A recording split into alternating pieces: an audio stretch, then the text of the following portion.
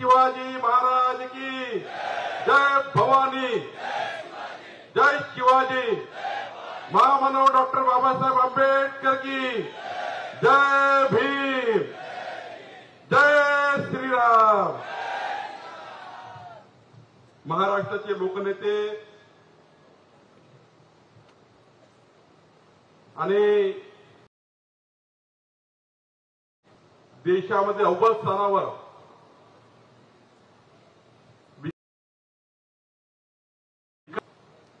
एक दिशा दिली असे लोकनेते देवेंद्रजी आज तुम्हाला भेटायला आले आहेत। एकदा पुन्हा माझ्यातर्फे जोरात टाळ्या वाजवून त्यांचं स्वागत करा।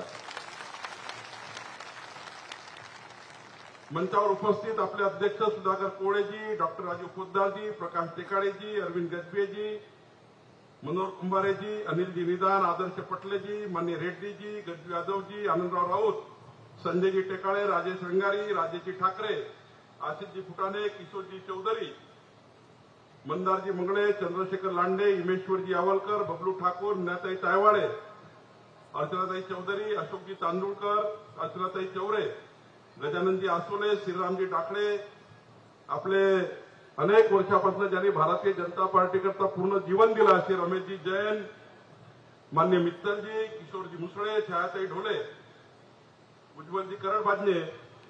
आणि मला अभिमान आहे की माननीय देवेंद्रजी यांच्या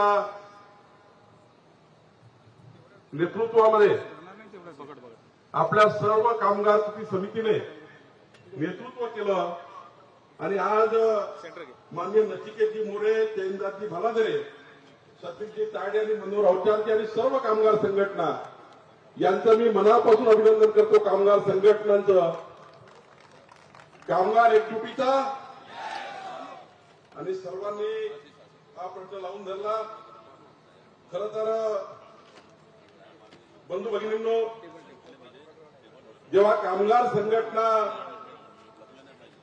भारतीय जनता पार्टीचा अध्यक्ष म्हणून माझ्याकडे आल्यात, त्यांनी विनंती केली की माननीय देवेंद्रजीकडे एक बैठक लावावी आणि या बैठकीत आमचे प्रश्न सोडवावे। पण मला अभिमान आहे,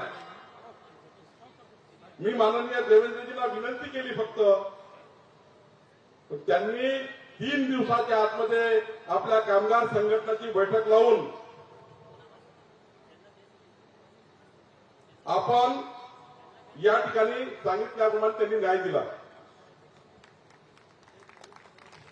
देवेंद्रजी, मला आठवतं 2019 मध्ये जेव्हा आपलं सरकार गेलं, सरकार आपलं होतं तेव्हा आपण मुख्यमंत्री असताना मला सूचना दिली होती, देवेंद्रजी मुख्यमंत्री होते, मी ऊर्जा मंत्री होतो, त्यांनी सूचना दिली होती की कंत्राटी कामगाराचं भलं केलं पाहिजे, कारण त्यांच्या जीवनामध्ये, देवेंद्रजीच्या जीवनामध्ये कंत्राटी कामगाराचा एक मोठा रोल आहे। मुख्यमंत्री म्हणून मला सूचना दिली। 2019 मध्ये आपण काही निर्णय केले आणि देवेंद्रजी आपलं सरकार गेल्यावर नितीन राऊत ऊर्जा मंत्री झाले, सुनील केदारचे मंत्री झाले। यांनी काय मागितलं होतं? नितीन राऊत आणि सुनील केदारनं फक्त आमची एक बैठक लावा। पण बंधूंनो, 2.5 वर्ष कितीतरी पेंडाळ टाकले, न्यायाचं सोडाच, पण 2.5 वर्ष एकही बैठक लावली नाही आणि कंत्राटी कामगाराला खऱ्या अर्थाने धुडकावून लावण्याचं काम सुनील केदार आणि नितीन राऊतनी केलं। केलं की नाही केलं होतं? तुम्ही सांगा ना, केलं की नाही केलं? तुम्ही साक्षीदार आहे ना, मी आलो होतो ना। देवेंद्रजी कितीतरी पत्र 2.5 वर्षात दिले। जेव्हा कंत्राटी कामगार माझ्याकडे आले तेव्हा बालाधरेजी केवळ 5%, 8% तरी करून द्या, एवढी शेवटची आपली मागणी होती। पण बघा, देवेंद्रजींनी जशी बैठक लावली, 5%, 8%ची मागणी होती मनात सर्वांच्या की देवेंद्रजी 5% वाढवतील, 8% वाढवतील।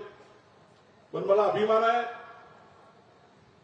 की राज्यातली, देशातली सर्वात मोठी पगारवाढ माननीय देवेंद्रजींनी करून दिली।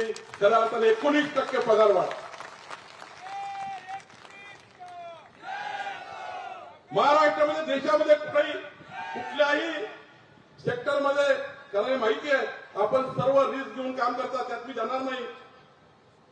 पण आज कंत्राटी कामगाराचा खरा लाडका भाऊ कोण आहे? अरे भाई सांगा ना. अरे लाडका भाऊ कोण आहे? जोरात सांगा. कोण आहे लाडका भाऊ? दोन्ही हात वर करून सांगा. कोण आहे लाडका भाऊ? आणि सावत्र भाऊ कोण आहे? अरे सावत्र भाऊ कोण आहे? सावत्र भाऊ कोण? पहिला सावत्र भाऊ सुनील केदार आहे का नाही आहे? अरे 2.5 वर्ष बैठक लावायला तयार नाही. आणि दुसरे आपले नितीन राऊत साहेब आहे का नाही? सावत्र भाऊ. आपला खरा लाडका भाऊ कोणी आहे? बंधूंनो,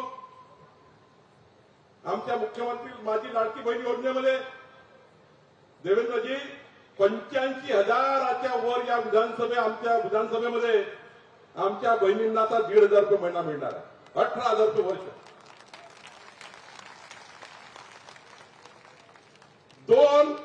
एका घरात 2 बहिणी 36,000 रुपये वर्ष. देवेंद्रजी बोलतील त्याच्यावर मी बोलणार नाही.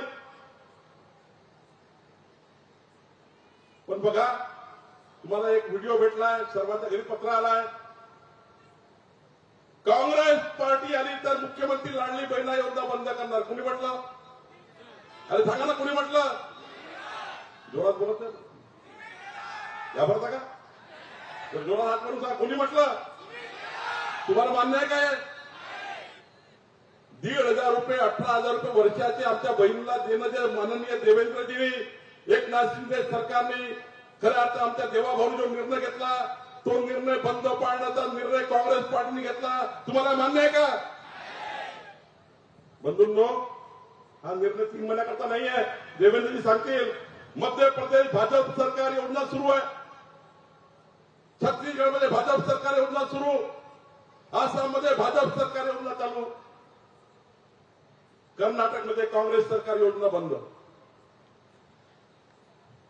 तेलंगणा काँग्रेस सरकार योजना बंद, हिमाचल प्रदेश काँग्रेस सरकार योजना बंद. आणि मी त्यावेळेस सांगतो ज्या दिवशी देवेंद्रजी पुन्हा येतील पुन्हा पुढचे 5 वर्ष ही आपली योजना सुरू राहणार आहे. ही आपली योजना सुरू राहणार आहे. हे काँग्रेसवाले योजना बंद करणार आहे. काँग्रेसवाले योजना बंद केलं त्यांनी जाहीरच केलं. सुनील केदार जाहीरच केलं आणि आता हायकोर्टात गेलाय. ही योजना बंद करण्याकरता हायकोर्टात गेले. तुम्हाला निर्णय करायचा आहे. जे तुमच्या विरुद्ध हायकोर्टात गेले, जे तुमची योजना बंद करण्याचा निर्णय घेत आहे, जाहीर भाषण देत आहे आम्ही योजना बंद करू. खऱ्या अर्थाने आता तुमच्यावर जबाबदारी आहे की या ठिकाणी आपल्या सर्वांना निर्णय घेण्याची. बंधू भगिनींनो, परवा राहुल गांधी बोलले या ठिकाणी आमचे 30% मागासवर्गीय बंधू भगिनी बसले आहेत. 30%च्या वर जनसंख्या देवेंद्रजी या ठिकाणी आमचे पृथ्वीराज बोरकरजी आणि आमची पूर्ण टीम आहे. बौद्ध महासभेची आपल्या सर्वांना माहिती आहे. काय म्हटलं बंधूंना राहुल गांधी? काय म्हटलंय? जरा सांगा ना काय म्हटलं राहुल गांधी?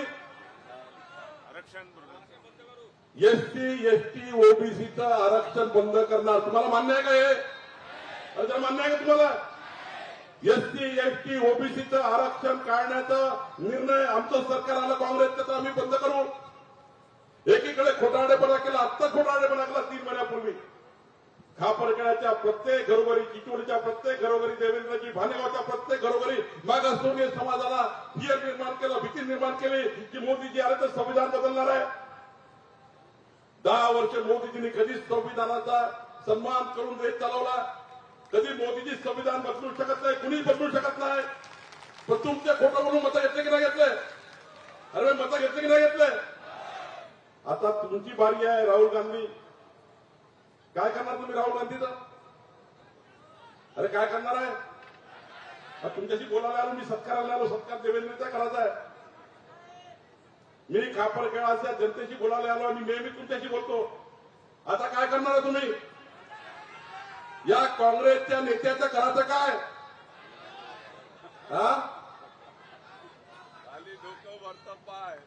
तुमचं आरक्षण काढण्याचा निर्णय काँग्रेस पार्टी करणार आहे. एसटीचं आरक्षण काढण्याचं, एसटीचं आरक्षण काढण्याचं, ओबीसीचं आरक्षण काढण्याचं. बंधूंनो, खऱ्या अर्थाने या लोकांना आता धडा शिकवण्याची गरज आहे.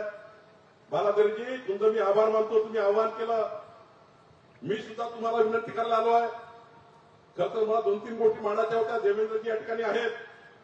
देवेंद्रजी, आरक्षण काढण्याचा निर्णय घेतलाच आहे. लाडकी बहिणा योजना बंद करण्याचा निर्णय घेतला आहे. देवेंद्रजी, छोटस काम आहे.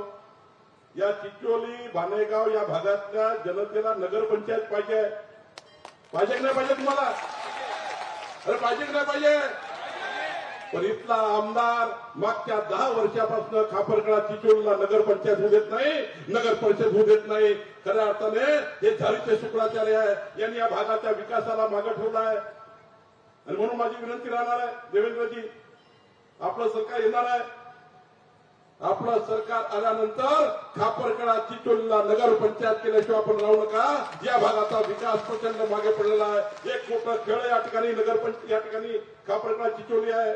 आणि या भागाच्या विकासाकरता आपण त्या ठिकाणी एक मोठी मदत आपण केली पाहिजे. खापरकडा वीज प्रकल्पाकडे आपण करतोच आहे, पण पुन्हा एकदा नगरपंचायत करून या ठिकाणी केलं पाहिजे. मी तुम्हाला शेवटची मागणी करतोय बंधूंनो, तुमच्या जीवनात देवेंद्रजी उभे झाले आहेत. मी तुमचा आणि पक्षाचा अध्यक्ष म्हणून देवेंद्रजीकडे बैठक लावायला लावली. बैठकीत निर्णय झाले, लागू झाले. आता मी तुम्हाला एक मागायला आलो आहे, माझी इज्जत राखणार की नाही राखणार? तुम्ही जोडा सांगा, राखणार की नाही राखणार? इकडला आमदार देता का? आमदार, अरे इकडला आमदार द्याल का आम्हाला? जोडा हात तुम्ही सांगा, कोण कोण देणार आमदार? देवेंद्रजी, तुम्हाला एक आमदार मिळणार नाही. अरे देणार ना आमदार? जोडा सांगा, दोन्ही हात मुठावर करून देणार ना?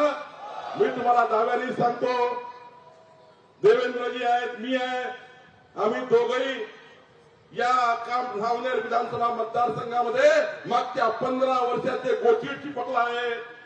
ते गोचीड दूर करा. आम्ही दाव्याने सांगतो, या मतदारसंघाला नागपूर जिल्ह्यातला, विदर्भातला सर्वात चांगला मतदारसंघ आपण केल्याशिवाय राहणार नाही. एवढं त्या ठिकाणी सांगतो आणि माझे 2 शब्द संपवून धन्यवाद.